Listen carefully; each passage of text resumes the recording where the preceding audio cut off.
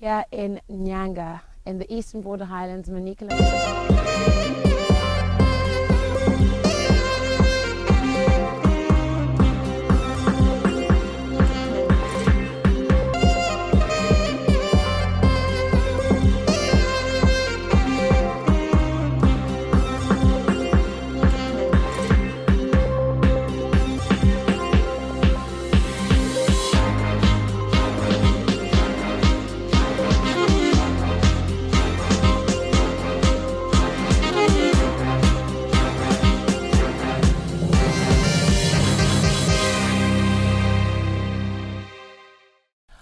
We are here in Nyanga, in the eastern border highlands, Manicaland province, and we are here with the United Nations organization. They're hosting a conference over 4 days about how to use media for development, and many of us are part of it, lucky and proud and privileged to be part of it.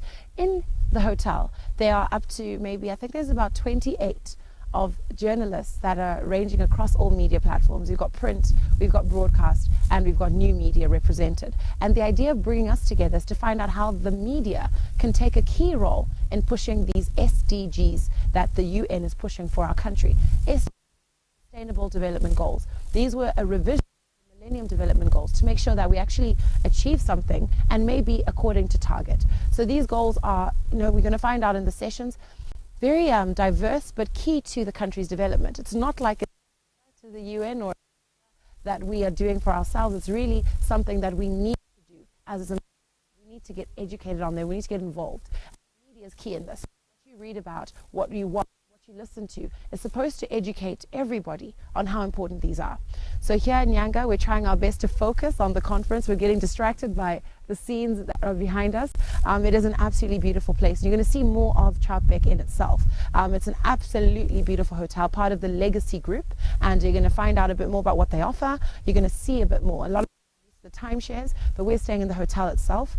So it's a definitely different experience, and absolutely amazing service from all the staff that are here. So enjoy that. Find out more about these SDGs, find out more about development and what the UN is doing. There's also a community visit to find out some of the projects on the ground that the UN has contributed to. The idea of changing people's lives is not something that should be a responsibility for those who we assume have money. It's not about that. And me can contribute to changing somebody's life. And it just takes understanding, a little bit of concern for your neighbor. So enjoy this episode. I know I will.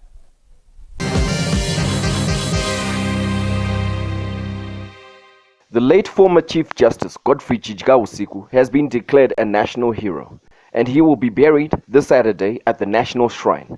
Justice Chijika succumbed to a liver and kidney complication in hospital while receiving treatment barely 3 months after leaving office. He retired from the bench on the 1st of March this year when he attained the mandatory retirement age of 70 after serving as the head of the judiciary for 16 years. The Reserve Bank of Zimbabwe Governor Dr. John Mangudya has dismissed social media reports that the central bank is to introduce bigger denominational banknotes and other claims stating that the RBZ was prohibiting the use of MasterCard, Visa Card, and Maestro outside Zimbabwe without the clearance from the central bank.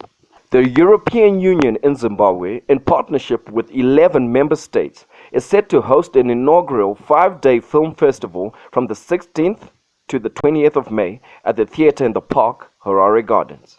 ZIFA and COSAFA President Dr. Philip Chiangwa was appointed as Vice President of the African Cup of Nations (AFCON) Committee on Tuesday, the 9th of May. A travel warning against South Africa has been issued by Kenya, citing a rising wave of crime in the country. This was revealed in an internal security memo from Kenya's Foreign Affairs Ministry sent to top government officials. US President Donald Trump on Tuesday fired FBI Director James Comey, ousting the man heading a wide-ranging investigation into whether his aides colluded with Russia to sway last year's US election. Trump told Comey that the FBI needed new leadership and he was being terminated with immediate effect.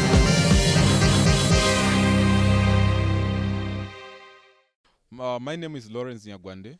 I'm the Projects Officer for Environment Africa, working under the Project Forest Forces, which is getting funding from the EU through the Food and Agriculture Organization.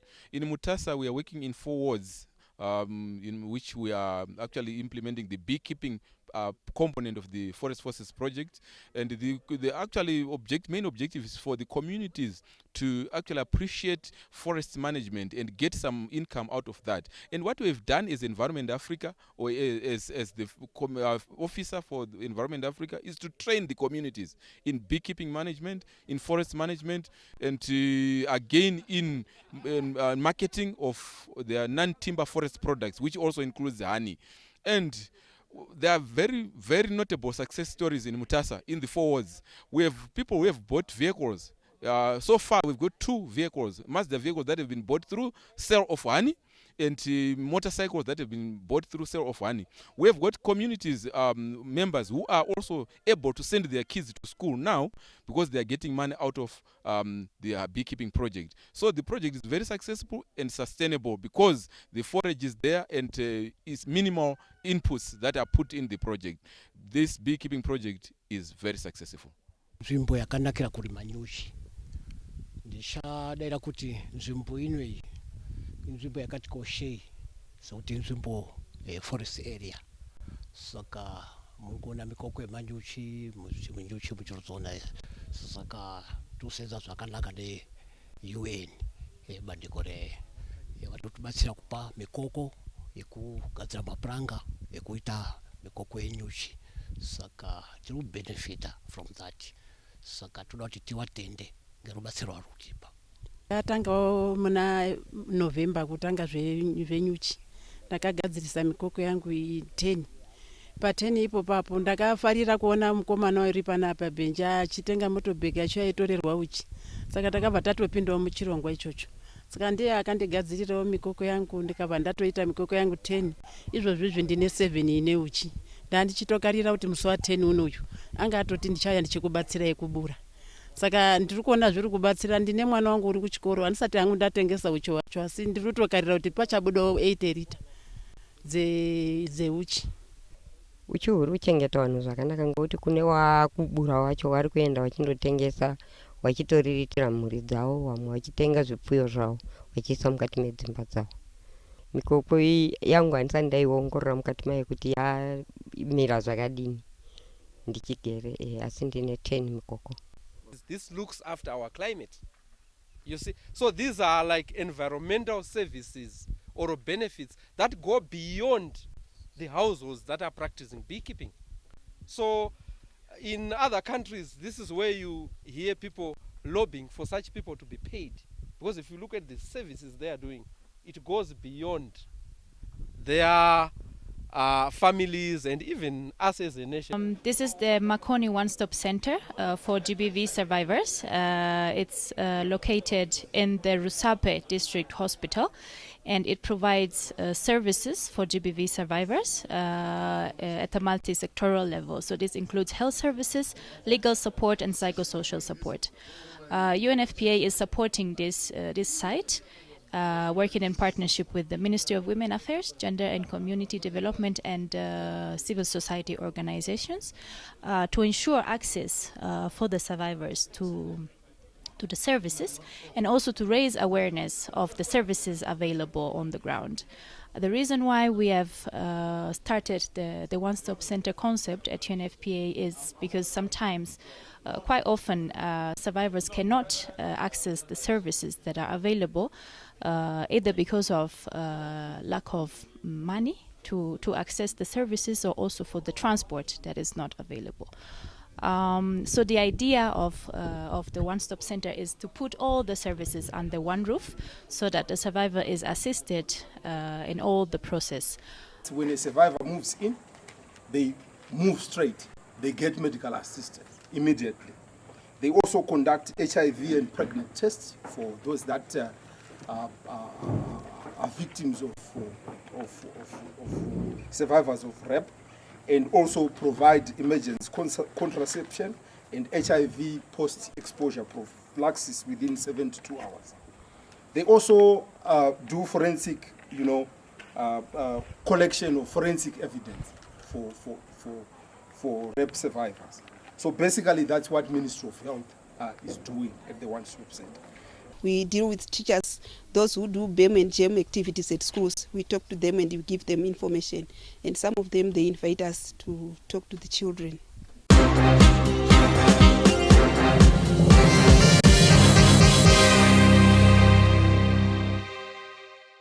Mr. Bishop Harajuli, how are you? Very good. Hello there. I'm so happy to be here. I mean, bringing us out here to this beautiful place just makes it a little bit difficult to focus on work. Well, thank you for coming. Especially, I think you play a major role on social media, and that's an emerging network. Right.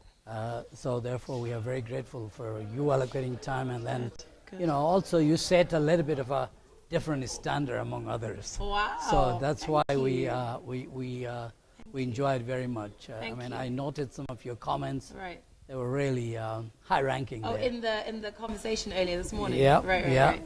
Thank you so much. I appreciate that, and I appreciate the support and you recognizing us absolutely. and inviting us over. So we are here at the Troutbeck Resort.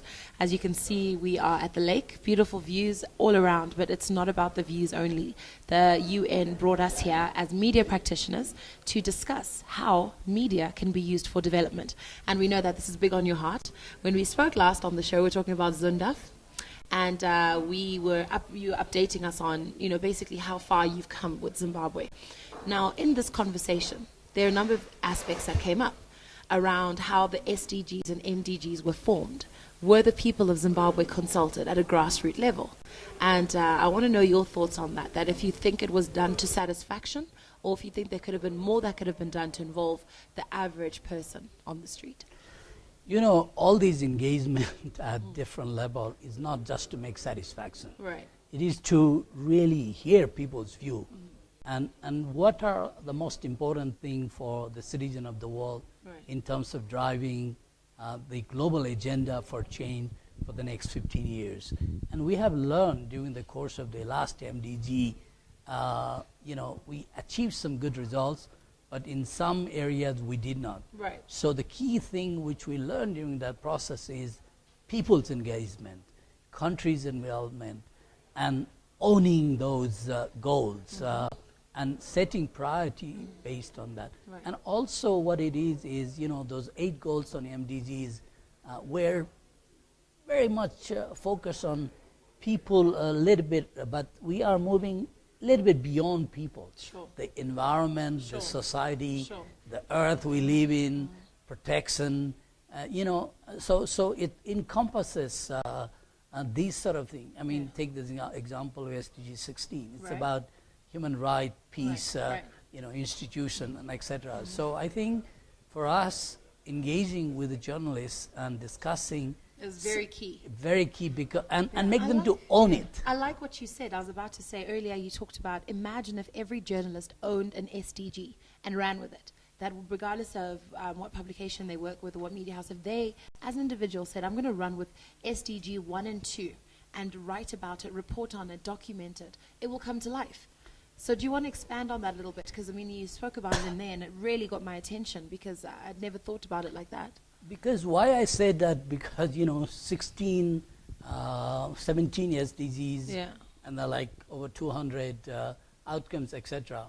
It's a bit too much. It is. And also to say to every journalist to focus everything is not possible. Even the interest. Yeah. We all have areas we're biased toward. Exactly. So therefore, I think if we have a ownership on it as us as individuals, the same way in the UN system, not all UN system, you know, owns all component of the SDGs. So I thought, you know, that way we can sort of bring a collective reinforcement. So was that a genuine call? Is that something you actually want journalists to take on? Absolutely. But how do you follow up something like that? I mean, there are many of us in the room there across from print, social media, you know, radio, but how do you make sure that what you said has been heard and that it actually gets executed? Well, the issue is people like you. See, we need a champion and leader, correct? To take the innovation forward. Sure. And I know we are 30 journalists there, but even 5 of them, if they took on 2 to take on that, and the next time we will push it further. Sure. So it's a question of sort of, you know, lighting a little bit of a fire and expanding that. So I'm really happy that you picked that up. No, I did. It's, I mean, you know what, whenever we have these kinds of things, we have a lot to say. And the call to action sometimes gets a bit crowded over the debate and the analytics and all of that. And people sometimes want to just be in there to be heard and maybe make a few points. But what I always want to take home is, okay, so after this, what am I supposed to do? So whenever I listen, and when I was listening to you, the first thing I said, okay, so from what he's saying, what is he asking of me? And that's what I picked up on, that, you know, as you know, in your capacity, you are imploring us to say, look, guys, think about it like this. Take this home, process it, and see if you can do it. And you remember, I also brought an issue of gender-based violence. Yeah. And the exploitation of girls and women. Yeah. This is the live-in issue. This is not about abstract. And so how do we change that? Yeah. Because, you know, this is the society we live in. We need to work towards making all of us accountable. You brought an important point. In fact, I'm going to make my colleagues accountable. Right. The next step is we had very little number of Females, female journalists. Yeah. And I think you out can of be- 30, there's 5 of us. So, but Yeah. make sure that next time you Yeah. come here, you will see more number. I really because hope that is so. our responsibility. Of and I course, take to that check very that much. list, yeah. Absolutely. You know, even in your invitations, I mean, I won't take away the good thing that you've done. You know, the gender aspect, to be fair, is the responsibility of each media house. You have a lot of editors here, you know, a lot of senior reporters, and they brought themselves instead of sending women. So I think it's also, the responsibility is also ours. And it's very concerning, especially what you've just said about gender-based violence. You know, we know that Zimbabwe is so patriarchal, and we cannot expect for the men to write, report about these stories as passionate as we will. So the women need to step up. The female journalists need to step up. And even in that session, they were quiet. And one of the editors said something very offensive. He said, Ruvheneko, even if there were women here, they wouldn't be contributing. They'll just be here and they'll be quiet. I don't think so. And I'm like, really? There's so many fiery women out there. I think of people like Delta Ndow. I mean, she writes such passionate articles, and I just didn't understand that. So see, that kind of comment you get from the male journalist makes it very difficult for even a junior female journalist to want to attend something like this. She'll be so intimidated. Well, the issue here is that also shows how much we need to work. Yeah. Correct? So Yeah. I think these are the example we will take as we move forward. Sure. And maybe, you know, I was talking to a couple of journalists, and we were talking about, I was asking them, tell us, how can we work on? Yeah. And they say they want to make some sort of association of female journalists. Would we work and help them? I say, sure, we will Oh, be that delighted. makes sense. That makes So, sense. so Yeah. therefore, you know, we're already brainstorming Okay. in the way forward Good. to work on. Good. So I think this sort of forum creates opportunity to dialogue and Sure. sometime maybe address the blackest spots. Yeah. Yeah, so- the blind so- spots, definitely. No, good. I think I'm happy, and I know that you and I will chat again and chat some more. But for now, I want to thank you again for having this platform for us, and it's up to us now to bring it to life. We don't want to just drive back to Harare and everyone goes back to their stables and that's it, you know? No, thank you. Thank you Yeah. very much for saying so. And also, I would say that I would love to continue to engage. Good. You have an innovative platform. Thank You are a future example of some of the leading journalists. The Right. message you said is, why don't we journalists save this story? Exactly. Rather than somebody, telling us to write a story. Yeah, come And to I- this event, do Yeah. that. Why aren't we finding the story and telling the and story? going deeper. And my Yeah. appeal is, I was talking to some of the journalists. I was saying, let's project the emails we want to project. Let's give solutions, not only report on problem, Right. and to see how we can sort of shape the policy, contribute to the policy, sure. And etc. I So agree. thank you, I and agree. Yeah. thank you very I much. definitely agree. I'm going to be very honest and say that that's the only type of journalism I want to be part of. The one that actually changes lives, the one that shows people more than meets the eye, the one that goes a layer deeper than what we all see.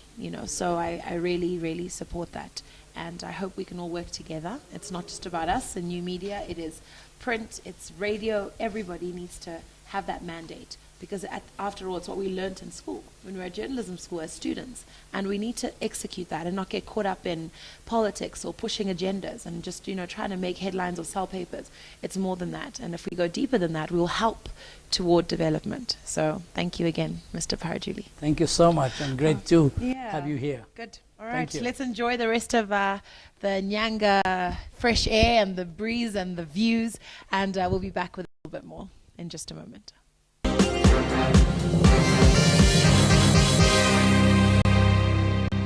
So we've just finished day one officially of this conference here, the UN conference on how to use media for development. And we have a few of the journalists as well as UN officers and specialists that are here with us.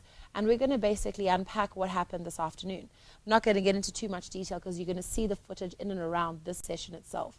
But what we are going to do is look at some of the key issues that came up that I pointed out and that I feel are very key in analyzing how media is key when development is concerned. And many questions came up, some unanswered, some debated. And it's very interesting to see when journalists come together, they're always at each other's throats, but generally we're all speaking the same language. But we all speak in a different tone, I guess, because some are broadcast, some are print, some are online like us. So we basically have come together and we're trying to, maybe by day 4, we all sort of reach a resolve and have a little bit more peace. But let me introduce our panel.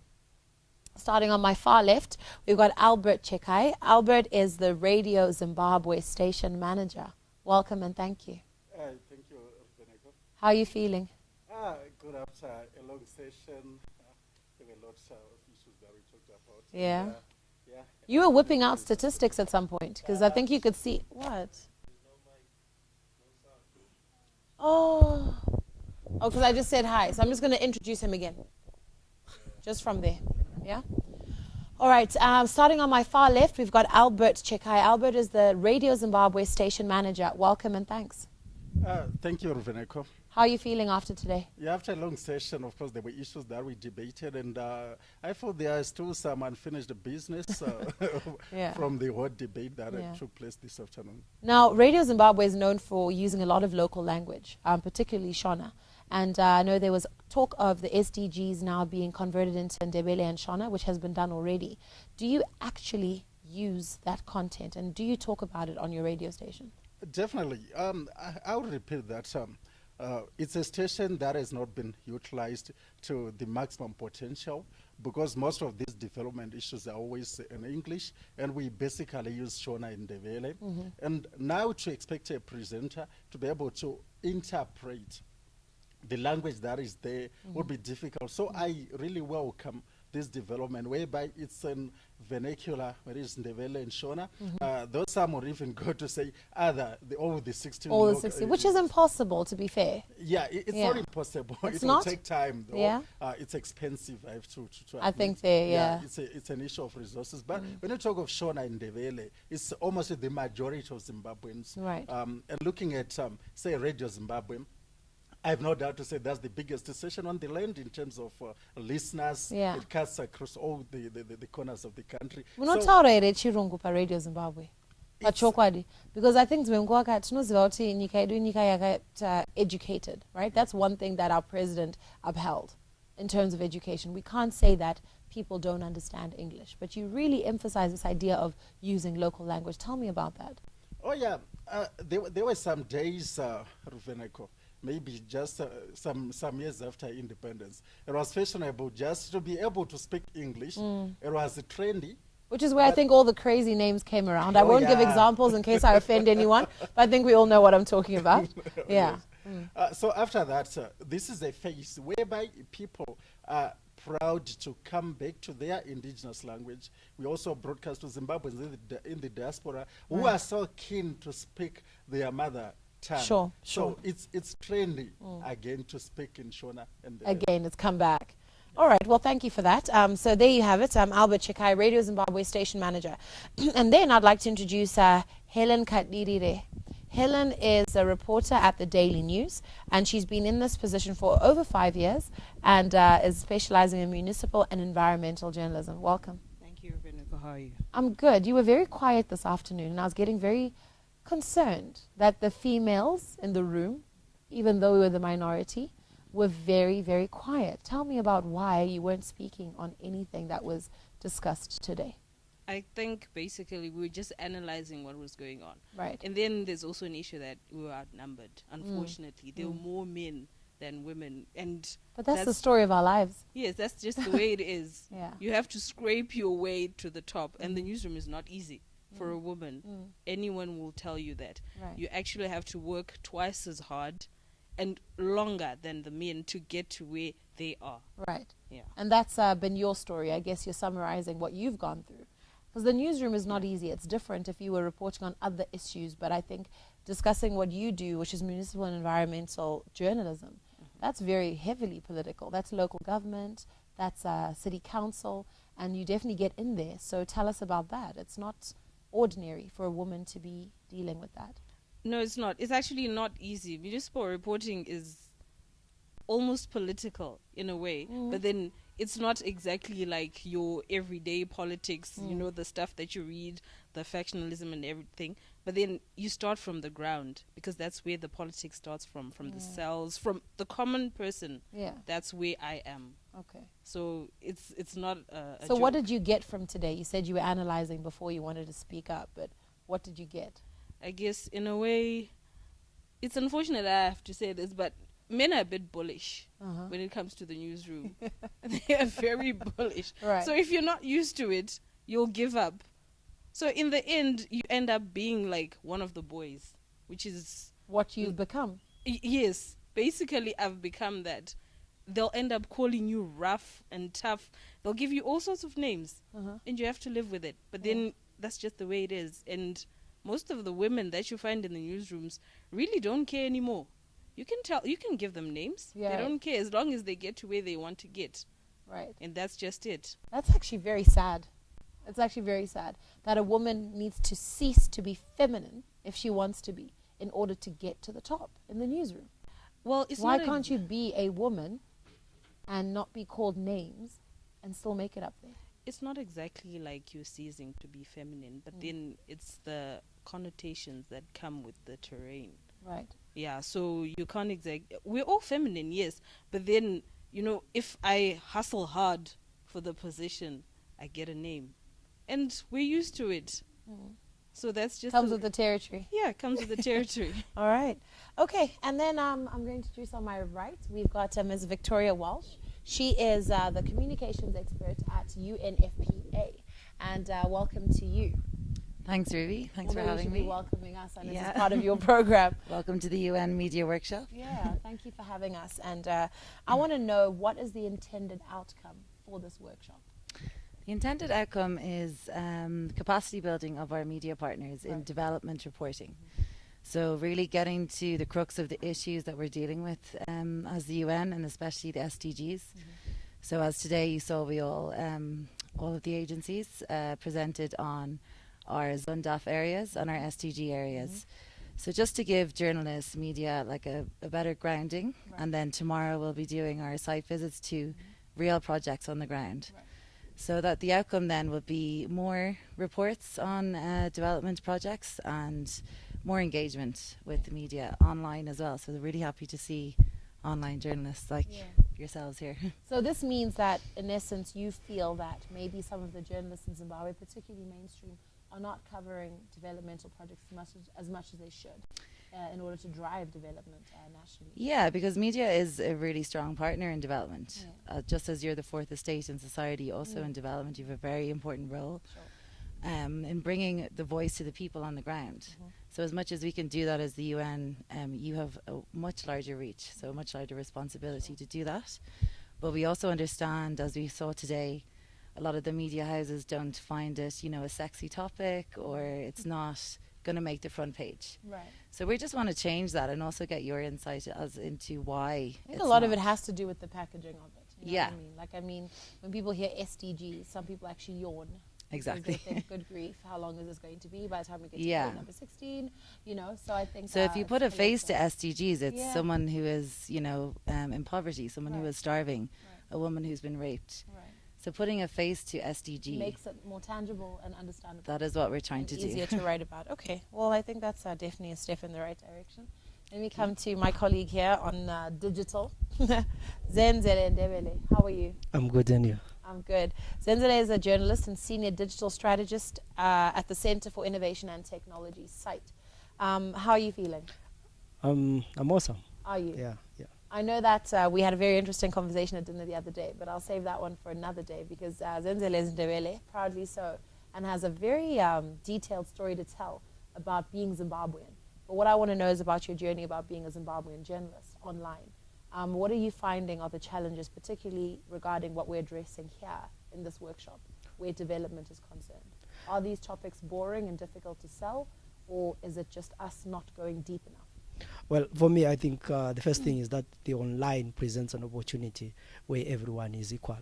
If it was 2 years ago, we'll be having the big brothers of the media being here and us reading the story in the newspaper.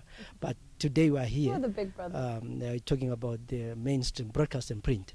Right. They're here though. They are here. They are going to write their story tomorrow. We have already told the story. So tomorrow they'll be confirming what we've already said.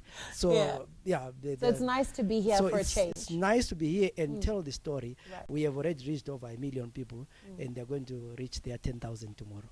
So I mean, that's the fact. So with digital versus the mainstream. world is digital, but I think for me, it presents an opportunity to young people to, I think we have been run by not so young people for a long time, to the extent that we've complicated everything. So yeah, it's not easy to explain the sustainable development goals by just talking. But if you tell someone that the reason why you have a drought is because the seasons have changed. Anyway, we have indigenous systems that already explain that. And the way people had floods this year and the way it will be so cold this year, I'm sure people understand why. So it is an opportunity that we have, that more people can access information, because we are no longer, run by advertisers or big brothers who decide the agenda. Sure. We decide the agenda. We decide what trends today, and we decide what trends tomorrow. And who is the face of poverty in your eyes in Zimbabwe? If you were to make it a cartoon character, or give it a smell or a name or something, what would you define poverty as? The face of poverty, I would talk of a woman, sorry to that. It's a woman in the rural areas with a child on her back. She's not properly covered even in the front. She's on her head, she's carrying a pile of firewood, carrying a baby. On the head, she's carrying 20-liter water, a 20-liter container of water. In her hands, she's holding a pile of firewood. She's coming from the fields, going back after working in the fields. She's expected to go and cook for the men who have been toiling in the field together with her. After that, she goes back to the fields with the men. When I picture that, I see poverty. That's quite a vivid and extreme image. But I'm curious to know why you didn't depict the man toiling in the field, coming back to the house to eat the food the wife made. Why did you make it a woman? Because maybe something, I would say socialization of some sort. I've always asked myself, why is it that you go to the fields together, but when you come back, the man sits under the shade, waiting for the woman to wash him and give him food. No, after we eat, we go back to the fields. But mostly, it's not even, men are not even worried how the woman will get the food prepared. There is no firewood. She has to look for firewood somehow. She has to look for water somehow. So when we talk of providing safe sources of water, that is a woman's responsibility, right? Yes, we are somehow reducing poverty. When you talk of sustainable power sources, say electricity or solar or whatever, we are reducing poverty. When we talk of having proper care for children, not carrying your baby to the fields. Oh, you've gone far. I mean, how about childbirth? Let's start there. Before that child is on your back, safe ways to deliver. It's a sad story. Yeah. It's okay that we've made some progress, but we have regarding our infant mortality rate. She gets into labor, and then the hospital is, say, 30 kilometers away, and then you have to get a Scotch cart. You have some donkeys pull the Scotch cart, which is in my home area. We use donkeys then. Where's your home area? It's in Berengwa. Okay. Yeah, we have donkeys there. So the Scotch cart is the mode of transport to the hospital. Sure. And she might deliver even in the Scotch cart. No, I hear you. So it's I'm sorry to use the woman, but possibly I've seen the woman being at the and at the wrong side of poverty. Interesting. Come to the woman on your right, Helen. I saw you shaking your head when he was speaking. What would you say to that? I think it's very sexist to put a woman's face as poverty, because I think that's old, that's outdated. Men, you don't even need a woman in the rural areas. Move around in the streets of Harare and you will see the face of poverty on a man. So you don't need the woman carrying a child barely covered with a 20-liter container. Akabata uni. Exactly, you don't need that. No, that doesn't work in 2017. You feel that's a bit too extreme? Yeah. Are you being realistic, or are you speaking as a privileged 21st century young woman who has had opportunities that woman he's described doesn't have? Unfortunately, where I come from, I also come from Murewa, and I can't exactly, I haven't seen that. I don't think I Murewa, I'm also from Murewa. Let's not go far. Berengwa, the areas he's talking about, that's another Zimbabwe. You understand? Yeah, but if he was to take me to what he described right now, I think he would have a difficult time showing me that woman right now. Okay. He would have a very torrid time showing me the woman. So who's your face of poverty? What is your face of poverty? My face of poverty is the ordinary Zimbabwean. Poverty doesn't have to be half dressed with a 20-liter container on their head. Okay. Poverty is moving around in the streets of Harare wondering, when am I going to get that $100 in coins from the bank? How am I going 100, to pay? yes, say. Yeah. That's why for those who are these fancy banks and Anna Barclays and Stanchart, poverty is someone who's wondering, am I going to eat lunch today at work? Am I going to be able to pay my rent? How am I going to pay for my child's school fees? They're starting next week, Tuesday. I have nothing. They don't have any shoes. What am I going to do? Poverty doesn't have to be half-dressed. Poverty is fully clothed. Kwane mabero. You know, so you really don't need the picture that he said. Okay, that's interesting. Yeah. So for now, we're going to wrap up this session, and it is going to be a very intense and content-filled 4 days here in Nyanga. As I said, this is literally the end of day 2, and I want to thank this panel for coming to join me to summarize what it is that we touched on in the early stages of today's session. Albert Chekai, Helen Kadirire, Victoria Walsh, and Zendele Ndebele. Thank you so much. You know, these SDGs are something that, you know, we need to get acquainted with. And as journalists, as, you know, members of the society, I think it's important for us to push an agenda. Pick one, you know, pick 2, pick 3. But I think it makes a lot of sense what the resident coordinator was saying, and I'm fully behind it. I need to also just get involved with it and discuss it with my team and see what we can do to contribute to this, because these are all real issues. These are things we deal with every day in Zimbabwe. Helen put it so plainly, just saying, look, job creation, you know, and some people think that job creation is part of a party manifesto or part of some kind of 10-point plan, but it's actually part of life. And if it ties in with the SDGs, I think there's so many languages that we try and speak, but we're all saying the same thing. So I think at some point we've got to come together and find a way to make it effective. And media has to play its role, and that's what we're here for. So hopefully by the end of this and in the months to come, you'll see a change in the narrative, see a change in the agendas that are being pushed, maybe even see a change in the headlines. Less obsession with politics and more obsession with who we're going to be tomorrow. So that's it for now. Stay tuned and enjoy the rest of this workshop. The director has 3 goals, 1, 3, and 6.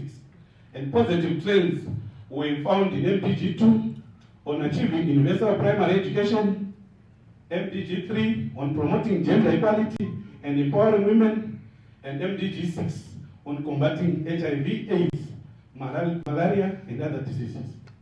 90% of our mining proceeds are going as raw materials.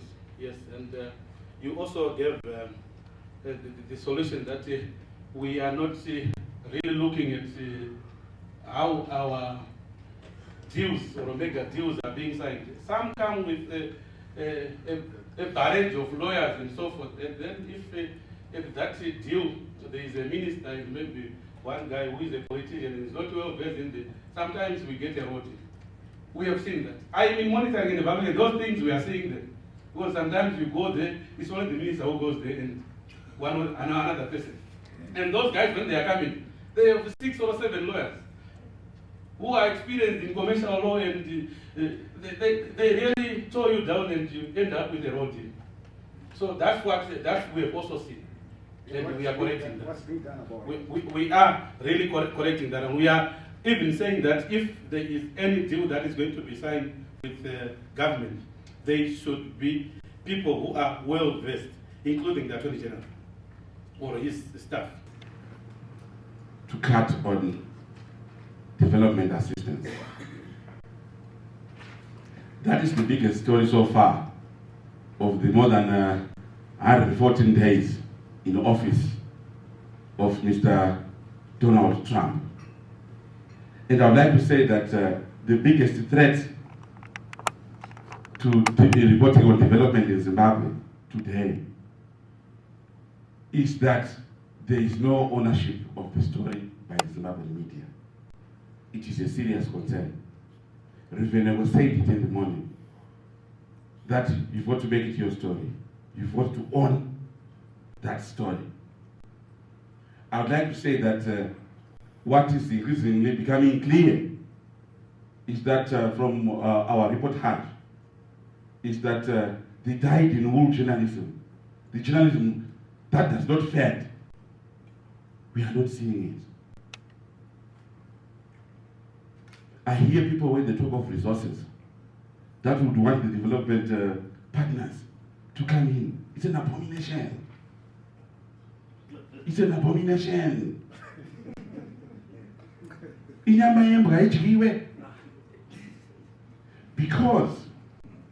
Because you don't need to be assisted to be resourceful at a personal level as a journalist. These things that Godfrey has been mentioning and so on, they are not really the problem. If you read something that is called the Information and Media Panel of Inquiry of 2014, shortened as IMPI, you will understand that this journalist, especially Godfrey there, is trying to play you a fast one. In that IMPI report, they went on an extensive research and they spoke to journalists like Godfrey and so on.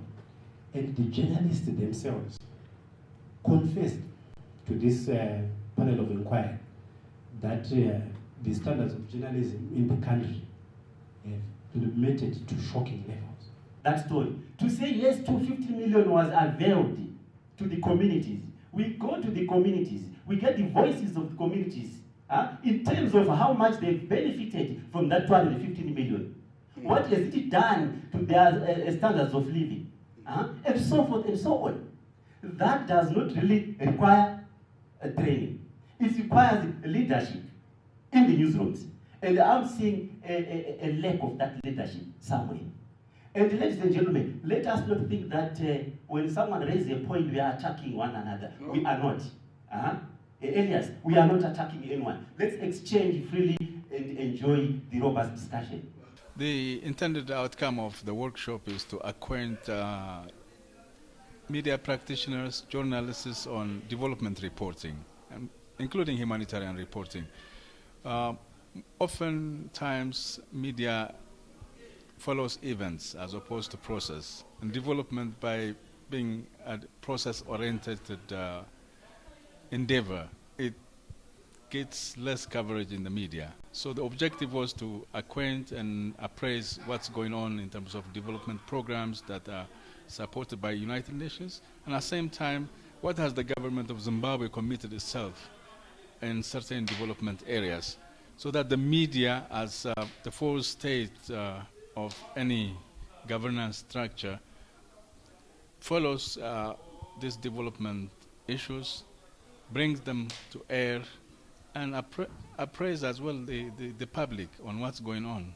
So the overall objective is to really update the media on development issues, UN support to these development processes that are rolled out by the government, particularly Zim Asset. In our case, we provide support through the UN Zimbabwe Development Assistance Framework that runs up to 2020. So we've been updating the media on where we stand since 2016 and where we are heading to as we go to 2020. And within the overall development architecture, we have a global commitment as well that Zimbabwe has signed into. These are the Sustainable Development Goals. So it's just to make sure that the media is part and parcel of all this development process, particularly from reporting, from following progress. If there are challenges as well, to identify and bring it to public discourse and take action accordingly by policymakers and decision makers.